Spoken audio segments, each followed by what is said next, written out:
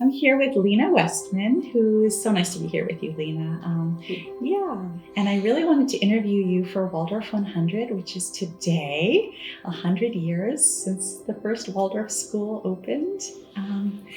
And I wanted to interview you particularly because you yourself went to Waldorf school. That's right. Yeah. And you're a Waldorf teacher, and your children also went to Waldorf school. Yes. So tell me a little bit about your childhood at Waldorf school in Denmark. I lived in a street where all the children started going to a Waldorf school. So we all went there together. The whole block of kids all played together out on the fields. And so we all went to the same Waldorf school. It's called Vida Skolen. Vida after the North mythology of gods. Nice. And so I started in kindergarten, and then I went there all the way through 12th grade, where I graduated high school there. Nice. And I always loved it. Every single day of it. It was just magical to come there. And so did your kindergarten look like our kindergartens here? They look very similar. Often you have a separate room for eating. Uh-huh. So, and you often, but otherwise they would look very similar. Mm-hmm. We would spend as much time outside as we could, make for opportunities. Some kindergartens, like they have here, have someone preparing the food. And some kindergartens, they do it all themselves, just as we do here. So here in my classroom, we have the stove and the refrigerator, and we prepare the meals every day with the children as much as we can. Right. So I remember, my 3 sons came here for school to kindergarten, and 2 of them were really all about the play, and one of them really enjoyed the work. Yeah. So do you find that some children really like the work, and why do you have work opportunities for the kids? Well, the early years of childhood is really all about imitation. And so the young child wants to find adults to imitate, to live within, and to make sense of themselves. So having things that the child can participate in is really it's really good for the young child, so they can understand themselves. Some children have a great need to play out and use their imagination, and they're not ready. They express themselves in different ways. Some really, all they want to do is work. Give me another job, and some are just, they want to play all day long. Nice. And we create opportunities, and we don't ask the child. They have certain things that they do every day in kindergarten, but we don't ask them to come and peel carrots if they're busy playing. I see. Yeah. So it should come out of the inner will of the young child, of their wants. And then usually when we're engaged in something that we truly believe in, they're drawn to it. So often if I'm peeling carrot, or my system is peeling carrots, we'll have extra peelers ready, so they are invited to come if they like to. And they usually always want to, because it's satisfying for them to do it. So why do you keep the toys? As I look around, I see you just have, and I remember just a basket of wood over there, and some, looks like maybe sandbags, and I see you have some play silks, and a lot of wood and cloth. Yeah. And I'm wondering why. Like, what do the children do? So we want the toys to be as open-ended as possible, so not formed, and that is to allow for their imagination, and so they get to wander and explore. And a young child is not so set that things has to be one way. It can be 1,000 things. One piece of string can be a leash and a boat and electric wire, and they can be a tree, and so if it's formed solidly as a tree, it's harder to make it into an electric cord or a boat string or something like that. But if you keep them open-ended, then they have those opportunities, and they'll create and recreate. And the blocks can be a farm, or they could be a landscape, or they can be made into a tree, or they're rolling sticks. Sometimes they're drumsticks and something, and they play music.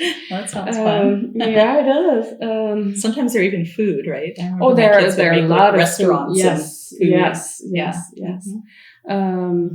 And then the sandbags can be stepping stones, and they're great for holding down play silks and fabric. So when you build a house or something, they lay that on top. They also hold play stands, or if they put a board to be a slide, then they put the sandbags at the bottom of a slide, so we won't fall out under them. Where did you get the sandbags? We made them. You made them? Oh, you sewed them? Yeah. The trick is you have to sew them into one bag and then another bag, because otherwise the sand will slowly come out. Oh, okay. I see. It needs to be tight woven fabric. Okay. Yes.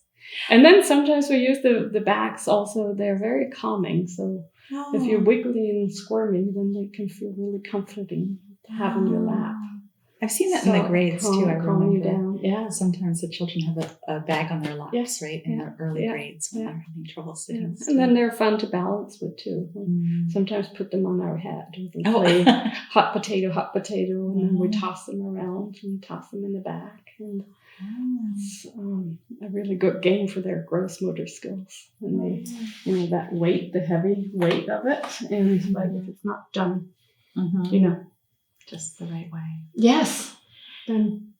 Yeah. And I struggled with that for a long time because people asked us for black for a really long time. I know the children don't usually get black crayons or brown crayons for a long time. Then I wonder about, I guess that's because you can make black and brown. Is that the reason? It is.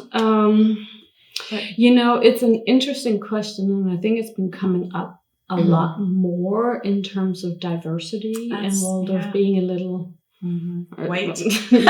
Don't share all this. Well, my kids are half Asian, and so if you're going to draw people and you want to draw black hair, how do you do that, or brown skin, and you don't have a brown crayon? I'm not 100% convinced on the black, but I would like my children to have brown crayons. Yes, I have brown crayons. You do have brown crayons. I do, and I have skin color crayons, which I wasn't brought up with that, but.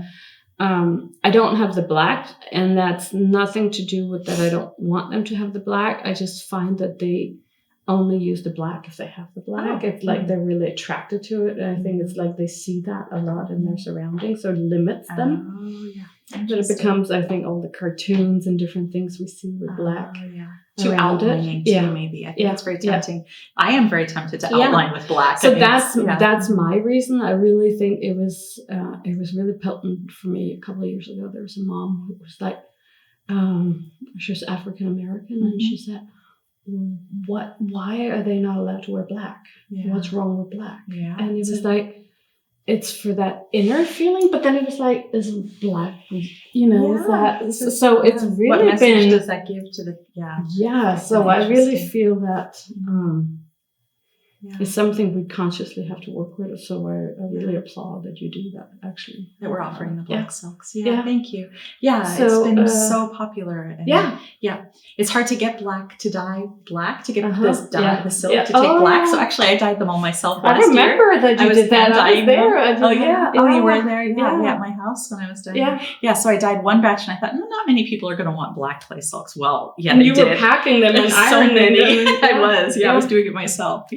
And so this year I'm planning to do 1,000 because I think a lot of people are going to want them. I mean, I think that the qualities in the silks offer so much more that even if it's not what I necessarily want the child to be wrapped in, the fact that they're wrapped in silk, like that quality and that warming, soothing. Oh, like I'm thinking even a cape, like for Halloween, like. Interesting. You know, I hadn't thought about that. What are the qualities of silk that you think? Well, they're warming. They're warming, yeah. The warming, and then the lightness has an etheric feel to it, that outer worldliness in a way, and it's both cooling and warming at the same time, and it's calming. Oh yeah. When you have a silk on, but it's also really warm. So often a child who's like refusing to have something thicker, warmer on, a silk is sort of still. I wanted to tell you that. I did a puppet play on Friday where I draped silks on all the children in the circle. You draped them on the children too. So long silks, and then the puppets traveled.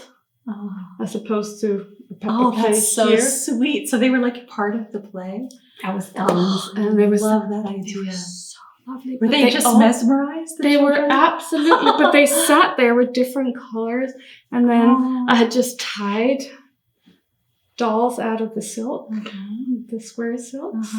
I recently read that Steiner was only trying to make a school for the children of the factory workers, and he never imagined that this would be such a huge movement. Yes. And so I'm just wondering how you feel about it, having being a teacher, a graduate yourself, and having your 3 sons going through Waldorf school.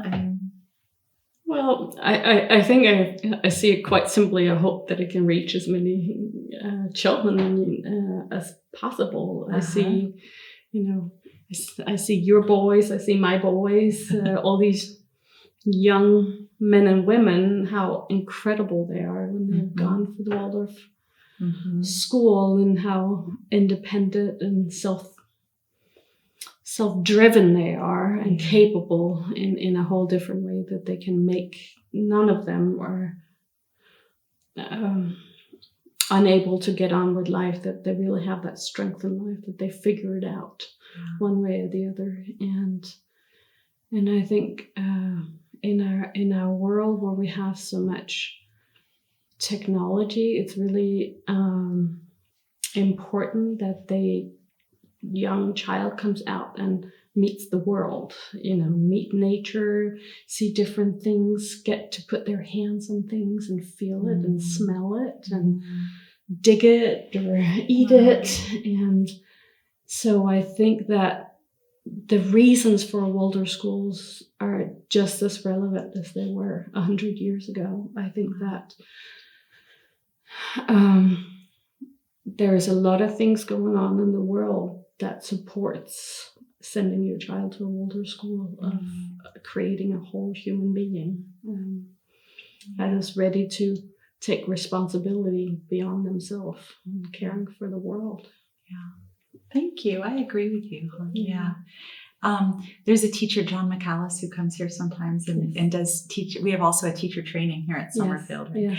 And he comes to teach the teachers sometimes from back east. And I always remember when he spoke to the parents one time, and he said something like, Waldorf education is wonderful, and it really is an education toward freedom. Yeah. The students will grow to be the people that they are. It helps them to become the human beings. They bring out the potential in them and to become who they really are inside. Yeah. It may not be the person that the parents want them to be, but it helps them to become the people that they are supposed to be in the world, and to go out into the world as they are. And I think that's what I've seen, is that a lot of them follow their passions, their dreams, their interests, and they're encouraged to do that. And I really like that about the school. And we haven't even touched on the high school, but the senior year I found for my sons to be important, because it's a senior thesis year where you can follow an interest of yours, a dream. Yeah. If you want. And it's not everybody chooses to do that, but it can be powerful because you can start to find out who you are, what your interest is, and do that. So, Anyway, thank you very much, Lena. I love talking with you, and I hope I get to do it again Yes. soon.